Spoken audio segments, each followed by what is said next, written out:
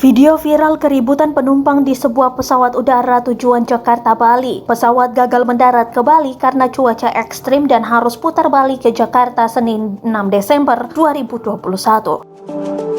Dari postingan video yang diunggah oleh akun TikTok Mikaela, itu dijelaskan pesawat kembali ke Bandara Soekarno-Hatta, Jakarta, return to base, dikarenakan cuaca buruk di Bandara Ngurah Rai, Bali, memulai aksi keributan penumpang dalam kabin. Ribut di pesawat lah, memang cuacanya jelek, mau gimana coba? Petugas udara kan cuman menjalankan tugas sesuai aturan. Gue mah yang penting selamat, meskipun kerjaan berantakan, anggap saja bukan rezeki. Tulis akun @princess_Mikaela_Kyle dalam videonya itu.